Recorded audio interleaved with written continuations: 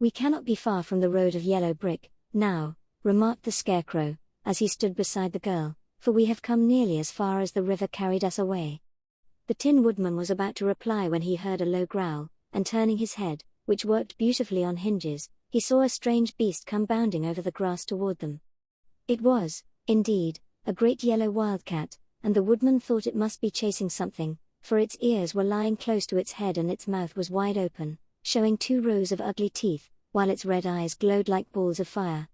As it came nearer, the Tin Woodman saw that running before the beast was a little grey field mouse, and although he had no heart, he knew it was wrong for the wildcat to try to kill such a pretty, harmless creature.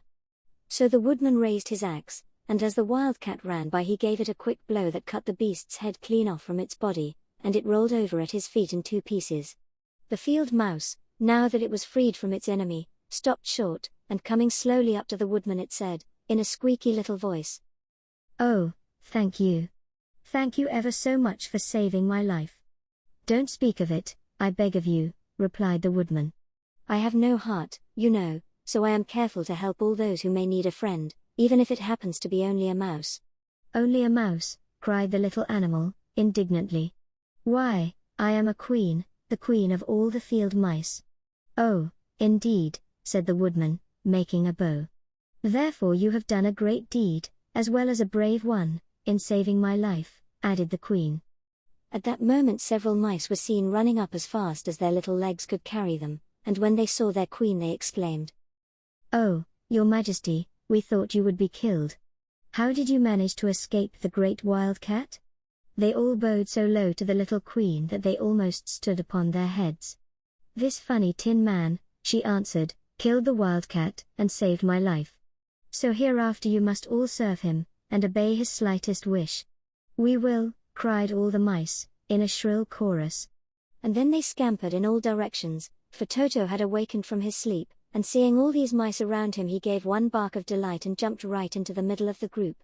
Toto had always loved to chase mice when he lived in Kansas, and he saw no harm in it. But the Tin Woodman caught the dog in his arms and held him tight, while he called to the mice, "Come back. Come back. Toto shall not hurt you." At this the queen of the mice stuck her head out from underneath a clump of grass and asked, in a timid voice, "Are you sure he will not bite us?" "I will not let him," said the Woodman, "so do not be afraid." One by one the mice came creeping back, and Toto did not bark again, although he tried to get out of the Woodman's arms, and would have bitten him had he not known very well he was made of tin. Finally one of the biggest mice spoke. "Is there anything we can do," it asked, "to repay you for saving the life of our queen?" "Nothing that I know of," answered the Woodman, but the Scarecrow, who had been trying to think, but could not because his head was stuffed with straw, said, quickly, "Oh, yes, you can save our friend, the Cowardly Lion, who is asleep in the poppy bed." "A lion," cried the little queen. "Why, he would eat us all up." "Oh, no," declared the Scarecrow, "this lion is a coward." "Really?" asked the mouse. "He says so himself," answered the Scarecrow, "and he would never hurt anyone who is our friend."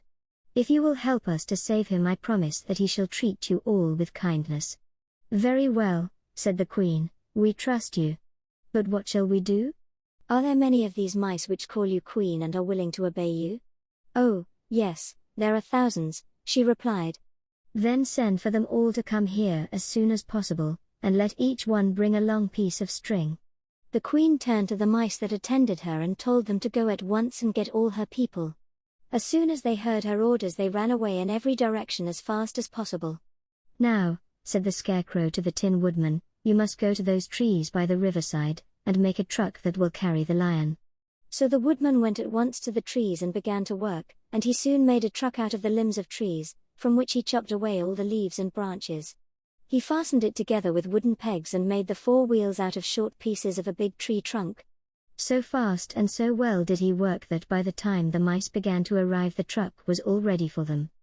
They came from all directions, and there were thousands of them, big mice and little mice and middle-sized mice, and each one brought a piece of string in his mouth.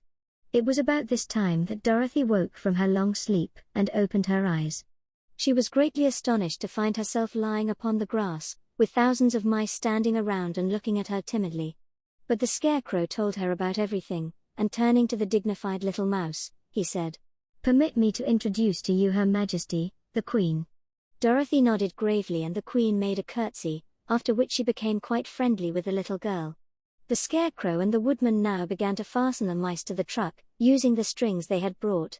One end of a string was tied around the neck of each mouse and the other end to the truck.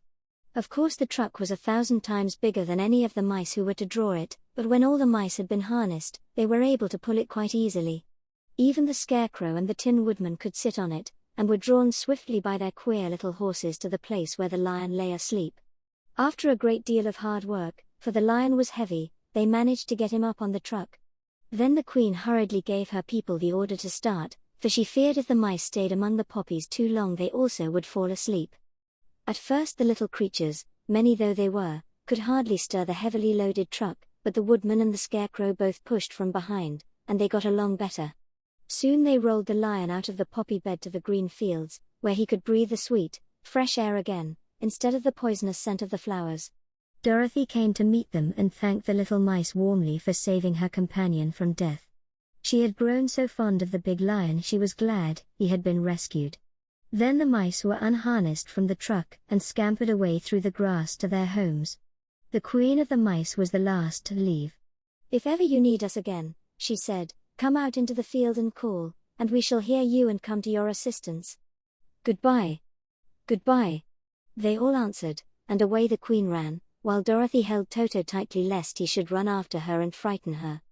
After this they sat down beside the lion until he should awaken, and the Scarecrow brought Dorothy some fruit from a tree nearby, which she ate for her dinner.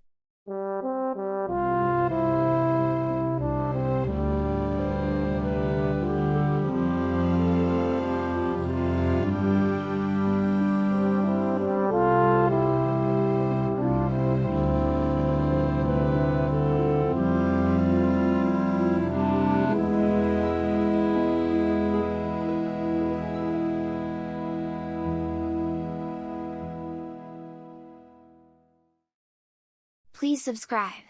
New stories every week.